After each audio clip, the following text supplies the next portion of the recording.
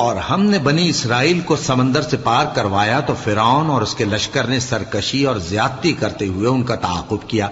یہاں تک کہ جب اس کو غرق کرنے والے عذاب نے آ پکڑا تو کہنے لگا میں ایمان لایا کہ جس اللہ پر بنی اسرائیل ایمان لائے ہیں اس کے سوا کوئی معبود نہیں اور میں فرما برداروں میں ہوں۔ جواب ملا کہ اب ایمان لاتا ہے، حالانکہ تو پہلے نافرمانی کرتا رہا اور مفسد بنا رہا،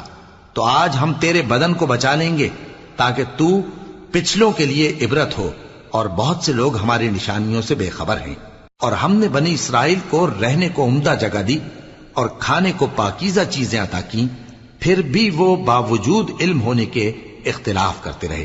بے شک جن باتوں میں وہ اختلاف کرتے رہے تمہارا پروردگار قیامت کے دن ان میں ان باتوں کا فیصلہ کر دے گا۔ اب اگر تم کو اس کتاب کے بارے میں جو ہم نے تم پر نازل کی ہے کچھ شک ہو تو جو